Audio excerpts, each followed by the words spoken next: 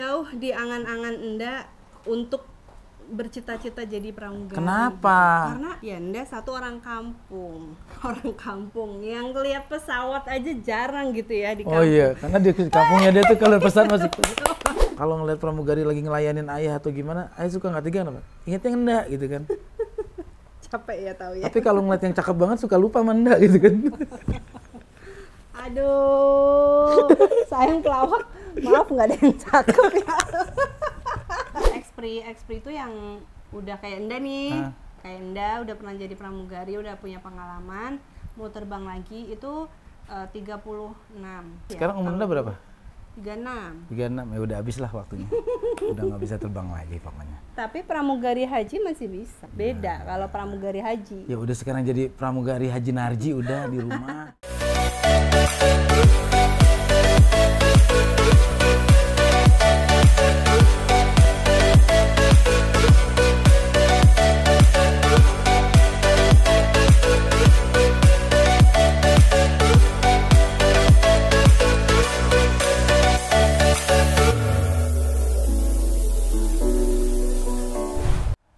Assalamualaikum warahmatullahi wabarakatuh. Waalaikumsalam. Kilang minyak di Kendari. Cakep. Hasilnya dijual ke daerah apa ya? Gue lupa tuh pantunnya. Kayak gini, Apa? kalau tema yang pas itu kayak gini nih. Selamat siang penonton yang terhormat. Kembali lagi. Itu TV tahun berapa? Sekarang TV itu siaran udah nggak ada yang pakai kayak begitu. Jadi gini nih, abang-abangan gue, dadian gue, kali ini kita akan ngebahas cara menjadi pramugari. Oh. Versinya Mbak Dian. Oh gitu, kan karena Dan terima kasih banyak tayangan kemarin itu yang nonton luar biasa. Terima kasih banyak abang-abangan gue, dadaan gue semuanya. Jadi gini ya, abang-abangan gue, adik-adikan gue, kita sekarang itu pengen ngebahas sebenarnya dulu bini gue tuh ini pengalaman, bukan berdasarkan sistem atau cara ya. Yep. Ini pengalaman bini gue waktu mau jadi pramugari itu syaratnya apa, kemudian itu ongkosnya berapa, dan bagaimana instrukturnya. Ongkos kayak naik Metro Mini. Nah, orang Indonesia itu istilah ongkos itu haji aja kan, ongkos naik haji. Ini pramugaranya. Astagfirullahaladzim. Kalau sampai pramugara bentuknya begini nih. Kayaknya pesawat tempur aja pramugaranya nggak kayak begini nih. Ya itu adalah mantan pramugara yang sering kena turbulensi. Jadi buat teman-teman yang belum nonton tayangan awal-awal nih, kan ada juga tuh yang ngebahas tentang keluarga Anda dulu, terus awal-awal masuk pramugari juga pernah ya, coba boleh nonton tayangan yang kemarin juga. Nah, bagi yang belum tahu, Anda itu lahir dari keluarga yang sederhana, yang nggak kekurangan juga nggak kaya raya. Terus bapak itu kerja di kalau sekarang tuh kayak supermarket buah gitu. Ya. Yang buah-buahan yang Iya, pokoknya orang kaya. Pokoknya dulu bini gue itu sering banget kalau bapak pulang kampung paling seneng itu dikasih buah yang reject. oleh buah reject dari Jakarta. Ya, nah terus pas Enda kelas 4 SD itu kayaknya udah mulai mau kolaps gitulah perusahaannya, atau mungkin bapak pengen berusaha gitu ya. Terus akhirnya bapak sama mama itu buka warung makan. Buka warung makan, terus dari satu jadi dua jadi tiga gitu ya. Terus banyak catering. Itu udah alhamdulillah gitu ya. Mulai meningkat. Kita tuh pokoknya ya udah di atas rata-rata. Nah, pas Enda kelas 2 SMA itu ya namanya orang usaha itu kan ada naik ada turun ya. Itu pas dari 3 warung itu bangkrut jadi satu. Nah, kelas 2 itu kan kita mikirin nih udah mau kelas 3 ya. Habis kelas 3 kan harus kuliah ya. Udah, cita-cita Enda itu sebenarnya pengen jadi perawat kesehatan. Terus tapi kan tetap kan harus kuliah. Nah, mama bapak tuh bilang katanya, ya udah nanti kuliahnya di Jakarta aja gitu. Pas kolaps itu udah mikir nggak mungkin kayaknya kalau kuliah, soalnya biaya kan. Perawat itu kan ya hampir sama kayak dokter juga kan, sekolahnya kuliahnya juga banyak prakteknya 4 tahun, banyak prakteknya, banyak biaya segala macam. Akhirnya ada salah satu sekolah penerbangan ada di Jogja, itu biasa kan datang ke sekolah-sekolah tuh ya. Mereka itu pokoknya touring lah. Jadi kayak ngasih informasi tentang sekolah pramugari segala macam. Itu baru pertama kali Enda dengar, dan oh ternyata pramugari itu butuh sekolah, ternyata pramugari itu ada ya tempat belajarnya gitu. Kirain Enda mah jadi pramugari itu kayak orang kelamar biasa aja gitu, langsung bisa jadi pramugari. Ya enggak, itu mah beda pekerjaan yang emang ada license-nya. Dan jauh di angan-angan Enda untuk bercita-cita jadi pramugari. Kenapa? Gitu. Karena ya Enda satu orang kampung yang ngeliat pesawat aja jarang gitu ya di kampung. Oh iya, karena di kampungnya dia tuh kalau pesan masih pesawat tuh ke duit, jalur duitnya. Nah, iya. Terus akhirnya pas lulus SMA itu Enda nggak ngerasain yang namanya lulusan coret-coretan baju. Jadi langsung dulu Mbak Wike belum jadi kakak ipar, masih pacaran sama Mas Iwit. Langsung kasih informasi, Yan ini ada sekolah pramugari yang lagi buka nih gitu. Tapi harus sekarang juga, kamu gimana? Udah selesai ujian apa belum gitu? Ujian sih udah, tapi kelulusan belum gitu. Akhirnya udah Enda kesini siapin berkas, daftar di Jakarta karena orang tua di Jakarta kan, siapin berkas segala macem. Ternyata bayar ya. Ternyata bayar juga. Kirain sekolah aja maksudnya. Judulnya sekolah kecuali penerimaan beasiswa atau sekolah kedinasan. Ya tapi maksudnya di angan-angan Enda itu kan nggak mungkin lah Enda kuliah lagi gitu karena biaya, karena Enda juga akhirnya begitu kena biaya. Akhirnya pas kena biaya, terus kata mama gini, kalau untuk sekolah pendidikan gitu seada-adanya mama bapak apa mama jual gitu. Ada kebun belakang lah dijual, kebun belakang. Terus itu biayanya waktu itu 10 juta. Tapi buat sehari-harinya kan ada juga ya, kayak buat beli seragam, buat beli sepatu segala macam, ongkos.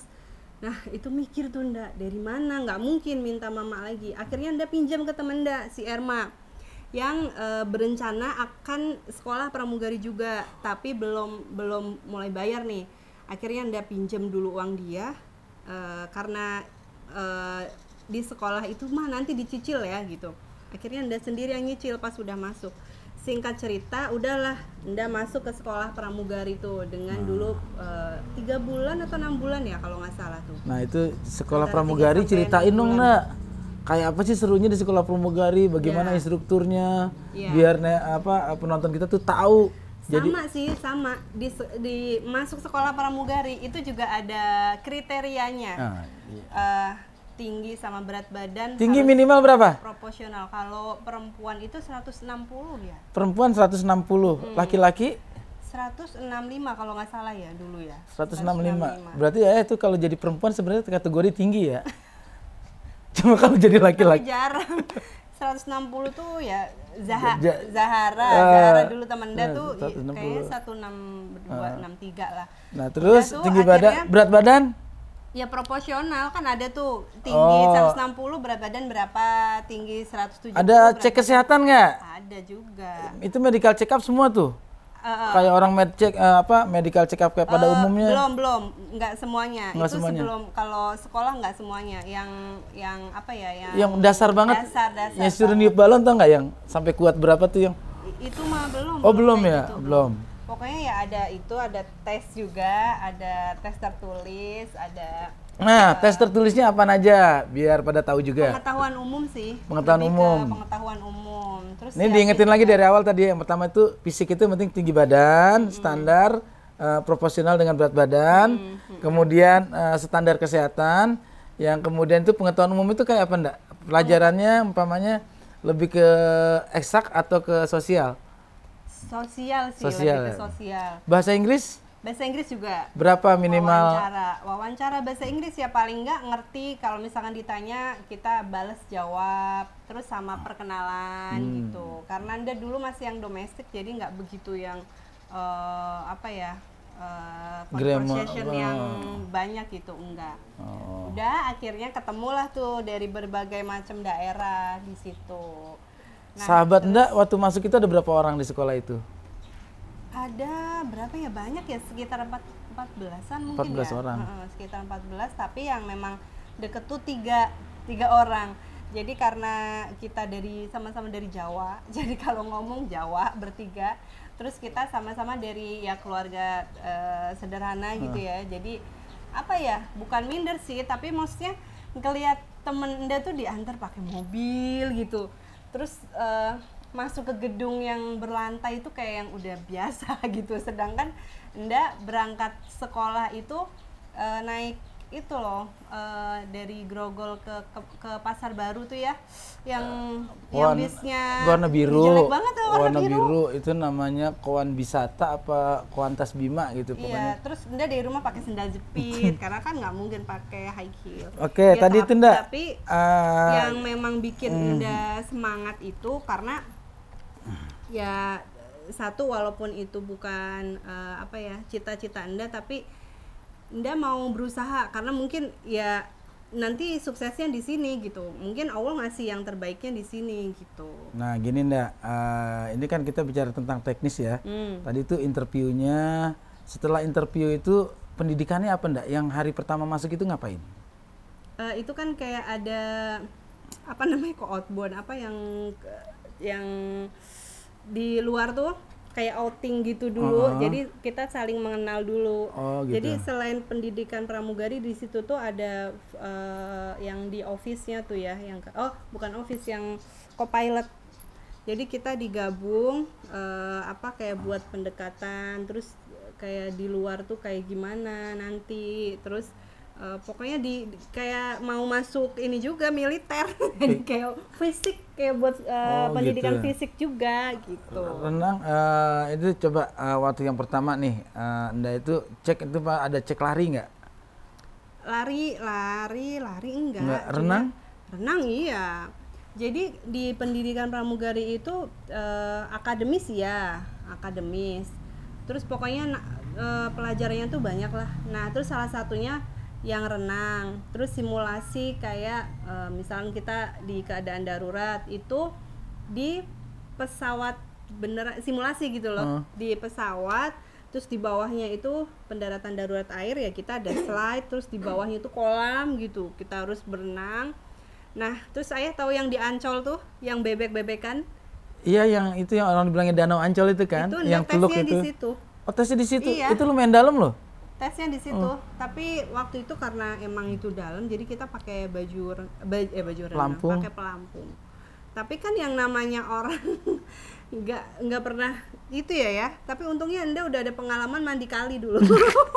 Ada manfaatnya ya mandi di kali ya. Bener. Terus udah kita diliatin banyak orang, mana weekend kan ya. Tapi kayak ada satu kebanggaan tersendiri gitu. Wah, ini calon pramugari gitu. Karena kan pramugari itu kan apa ya, salah satu cita-cita yang didambakan setiap jadi perempuan. Jadi buat para penumpang, yang belum tahu tentang proses jadi pramugari, ini kadang-kadang kita kan selalu berpikir, pramugari, maksudnya ntar dapat WA-nya juga bisa janjian itu kan, karena suka ada suka merendahkan, melecehkan. Sebenarnya untuk menjadi pramugari juga bukan suatu pekerjaan yang sekedar cantik, pinter bahasa, pinter menyapa orang, enggak. Maksudnya secara mau masuknya aja sekolahnya lama loh. Berapa bulan sih sekolahnya Nda? 6 bulan kalau 6 bulan tuh. 6 bulan untuk sekolah pramugari. Setelah dapat license-nya baru ngedaftar atau cari lowongan pekerjaan. Jadi itu yang harus kita hargai, profesi seorang pramugari.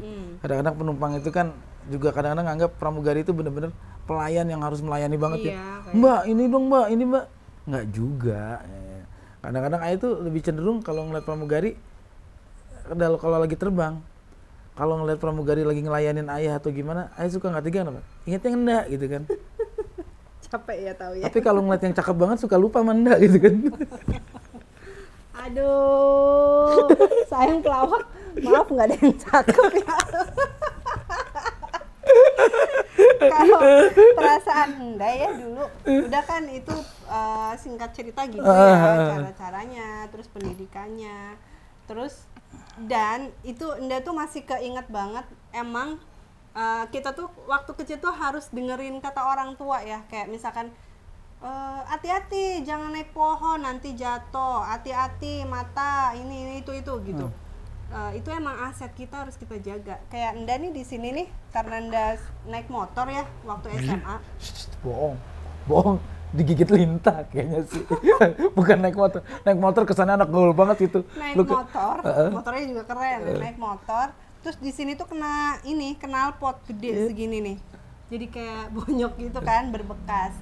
Terus Enda abis sekolah itu kan tetap ada proses daftar kan ke maskapai. Terus Enda ditolak di Sriwijaya, Enda ditolak di Garuda, di Trigana. Gara-gara? Gara-gara ini, karena kan mereka kan pakai seragamnya kan pendek. Gara-gara bekas knalpot ini, ada bekasnya. Pokoknya cewek-cewek yang ada bekas luka agak gede dikit dan agak kelihatan. Kalau mau jadi pramugari siap-siap itu jadi bahan perhatian ya. Iya, karena kan kita di tesnya itu kan emang dari ujung rambut sampai ujung kaki gitu, semuanya harus nggak ada luka gitu di sini semuanya. Berarti orang kaya aja nggak bisa, nggak boleh bolong, nggak boleh minus. Orang kaya aja berarti banyak banget itu. Tuh kan nih waktu di BPI baru jadi. Ini kalau orang kaya ayah bukan masalah lukanya, kurang. Tinggi badannya kurang. Terus setelah masuk setelah masuk pendidikan tadi kan habis renang tuh segala macem. Itu pelajaran yang paling susah apaan tuh Ndak? Ada nggak teori-teorinya kayak buku tebelnya atau panduannya itu kan itu yang paling susah tuh. Namanya FAM, tebelnya segini, itu tuh panduan pramugari, dan kalau terbang kemanapun harus ada di koper. Kalau nggak ada itu ya kita nggak bisa terbang. Itu isinya apaan aja sih Ndak? Itu dalam bahasa Inggris. Isinya kalau misalkan kayak mungkin kalau di buku kayak kejaksaan gitu, kayak pasal-pasal gitu mungkin ya. Kayak KUHP. Misalkan ada aviation yang bersangkutan sama keadaan darurat, misalkan di darat atau di air, kita harus ngapain? Kita kan suka ngeblank. Itu dibuka, oh ini di halaman sekian, ini dibaca gitu. Terus kayak misalkan ada peralatan darurat di pesawat gitu, baju pelampung, apa nih baju pelampung harus kayak gimana gitu, ada semuanya setebel ini, koper makanya berat banget itu isinya itu ya. Di sana gini, kita bicara sekarang paling nggak enaknya selama pendidikan. Nah, kita jangan bicara yang enaknya aja. Paling nggak enaknya pas pendidikan ya, itu waktu pendidikan dia kan pendidikan jadi di Merpati ya, di Merpati Training Center itu sih ya alhamdulillah lancar-lancar aja. Nah waktu pas udah mau terakhir nih ya, kita dikasih tahu kita harus ngelamar lagi gitu, kita harus apply ke maskapai lain karena perusahaan kita kolaps. Itu tuh yang langsung, jadi bayar segini terus kita masih ngelamar lagi. Udah akhirnya kalau di pelajarannya paling nggak enaknya ya itu kita yang waktu praktek pas keadaan darurat ya. Bayangin, Enda belum pernah naik pesawat. Dulu aku belum pernah naik pesawat sekalipun. Terus tiba-tiba suruh praktekin yang keadaan darurat. Itu yang benar-benar di dalam pesawat gelap, terus orang pada teriak-teriak, terus ada evakuasi gitu dalam bahasa Inggris tuh dulu. Lari-lari harus nggak panik, terus harus coba gitu. Umpamanya dalam keadaan di umum ini para penumpang bahwa terjadi kendala pada mesin pesawat. Aduh, perintah komennya udah Komen- lupa. Pokoknya evacuate aircraft. Evacuate aircraft. Intinya itu cari pintu darurat terdekat, ikutin lampu petunjuk keselamatan itu. Terus pokoknya intinya kayak gitu. Itu merinding semua. Nggak cuma Anda, semuanya merinding dan nangis. Itu pertama kali meraktekin itu evakuasi darurat. Iya, ada yang lupa tadi kita bahas. Apa? Batas umur itu berapa sih, Mbak, daftar jadi pramugari? Batas umur, kalau misalkan yang masih fresh graduate ya, yang baru lulus SMA itu ya lulus SMA sampai 27 apa ya kalau nggak salah. 27 itu maksimal ya? Itu kan berarti kan dia ada bisa kuliah juga kan, lulus kuliah Masih gitu. S1 masih bisa diterima ya? Kalau yang expri itu yang udah kayak Enda nih, kayak Enda udah pernah jadi pramugari, udah punya pengalaman, mau terbang lagi itu 36 sampai 40, sekarang mungkin 40 ya. Sekarang umur Anda berapa? 36. 36, ya udah habis lah waktunya. Udah nggak bisa terbang lagi pokoknya. Tapi pramugari haji masih bisa. Beda kalau pramugari haji. Ya udah sekarang jadi pramugari Haji Narji udah di rumah. Sama aja lebih berat juga kok. Aduh. Oke, abang-abangan gue, adik-adikan gue. Ini sekarang kan kita ngebahas caranya, udah tahu ya, batas umur, tinggi badan segala macam cara-caranya. Nah, nanti kita di berikutnya mungkin kalau kita mau ngebahas lagi pertama kali Anda masuk kerja dan segala macam. Oke. Ini pengen ngobrol sama temen Nda yang pramugari. Nah, itu Nda ajak mantan-mantan Nda dulu yang di kosan tuh, cakep-cakep tuh. Mantan-mantan. Mantan-mantan temen Nda, iya mantan-mantan temen Nda. Mantan-mantan Nda juga. Aduh. Enggak maksud ayah. Bahasanya itu gimana? Mantan pramugari yang satu kosan sama Enda gitu. Nggak usah terburu-buru, emang ada apa sih? Temen itu nggak ada mantannya soalnya, Gus. Iya, mantan Tidak ada pramugari. mantan teman, tidak ada mantan guru gitu. Mantan pramugari pacar gua maksudnya gitu. Oh, ada dulu senior dia sih, tapi nggak jadi. Ngaku-ngaku. Ya, jadi mantan pramugari sama pilot mungkin, atau pramugari yang masih aktif juga bisa Boleh. ya. nanti Syukur-syukur sih, Anda bisa dapetin tuh kapten yang pertama kali kita ketemu di pesawat, atau juga pramugari siapa tuh yang senior Anda yang pertama kali ngenalin ayah. Nah, itu nggak enaknya teman-teman ya. Kan kalau penumpang, terus kalau yang lain-lain gitulah ya, ngelihatnya tuh pramugari itu yang glamor, Iya. terus yang wangi, terus di balik itu Punya kehidupan asli.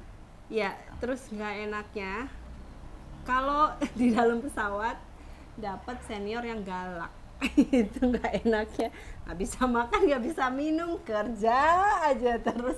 Mungkin sama ya kayak nggak di pramugari juga ya, maksudnya di tempat kerja manapun gitu ada ya, di senior yang perkantoran senioritas atau di banget, mana. ada yang senior juga pengen jadi sahabat, sama aja di dunia kerja juga. Iya. Di dunia lawak kayak juga kayak gitu, ada senior yang nggak mau gini gitu, ada juga senior yang ngerangkul, beda-beda lah. Iya. Terus Makanya ya memang banyak orang yang bilang, waduh pramugari ini suka dugem, pramugari ini hidupnya glamor. Sekarang nggak semuanya. nggak semuanya ya, Iya. begitu juga pelawak. Nah, pelawak juga kan banyak, pelawak tuh suka begini, suka begitu, suka godain ini, suka gini. Nggak semuanya pelawak mah. Iya. Oknum itu oknum. Ayah juga nggak tahu tuh maksudnya ayah di oknum atau enggak gitu kan. Tahu nggak pramugari itu istimewa ya? Apa? Gimana nggak istimewa coba? Kenapa? Ya, Testimoninya apa juga? ya istimewa lah. Kita kan sebagai manusia tuh punya masalah masing-masing, punya kehidupan masing-masing. Tapi dengan kita melangkah masuk ke dalam pesawat, ketemu penumpang, kita tuh harus selalu senyum. Kita mengesampingkan masalah-masalah. Apa kita. bedanya sama pelawak? Pelawak lebih parah enggak? Punya masalah pribadi, problem Sebenarnya hidup. bahasanya pramugari apa pelawak sih? Bingung jadinya. Kita mah malah bukan sekedar untuk tawa, bikin ketawa orang, bayangin loh. Kadang-kadang urusan di rumah belum beres, tapi kita kerja kita udah Tapi kan kalau ngelawak itu kan 1-2 jam kan ya. Kalau pramugari itu terbang dari pagi itu sampai malam. Dan jam terbangnya itu kadang melebihi. Jadi kayak harusnya 4 landing itu jadi 5 landing Oh. gitu. Bayangin seharian ketemu 170 penumpang kali 4. Yang kita yang harus, halo Bapak, selamat pagi, apa kabar? Duduk di mana Pak? Sebelah sana. Harus gini ya, padahal kita entah itu lagi putus sama pacar, lagi berantem sama teman gitu. Dan resikonya itu nyawa. Itu ada nggak sih perjanjian kerja di pramugari itu ada kontrak bahwa jika terjadi sesuatu pada nyawa, kan soalnya kalau yang namanya ikatan dinas itu ada kan? Ada. Memang seperti itu di pramugari. Ada tanda tangan Bapak. Dan itu agak lama ya. Jadi waktu itu Nda daftar di Lion Air, terus segala macam tes udah selesai semuanya, terus tambah lagi sekolah lagi kan, tambah sekolah lagi 3 bulan ya kalau nggak salah. Kayak buat Nda kan emang udah dapet sekolah di Merpati, tapi beda perusahaan kan beda regulasi. Jadi sekolah lagi. Nah itu sebelum terbang ada perjanjian gitu. Isinya sih ya dia namanya perjanjian kerja gitu ya agak serem juga gitu. Cuma itu harus tanda tangan orang tua. Nah Nda kasih ke Bapak. Ini 3 hari, ada waktu 3 hari karena dikasih hari Jumat, Sabtu Minggu libur, Senin harus diambil. Kok ini udah hari Sabtu tapi belum ditandatanganin. Hari Minggu Nda lihat belum ditandatanganin juga. Aduh, ini udah gimana ya, udah besok harus dikumpulin. Jadi mungkin namanya orang tua ya.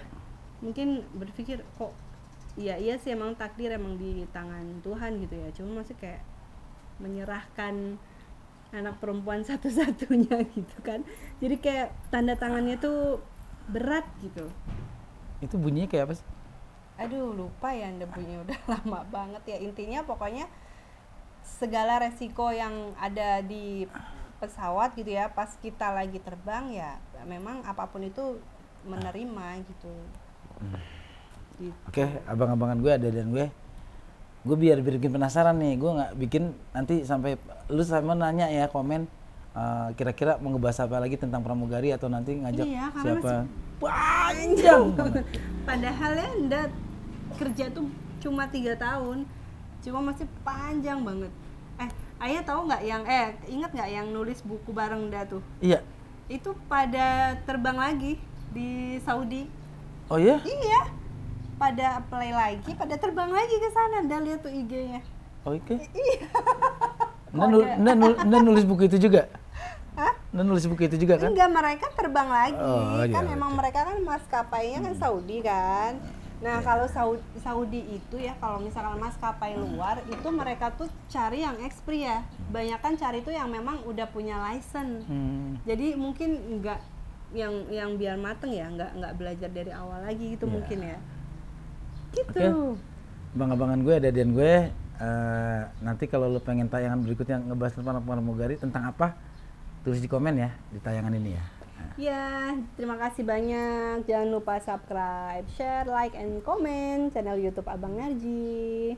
Untuk menjadi wanita yang baik, tidak perlu mendambakan seorang lelaki yang baik.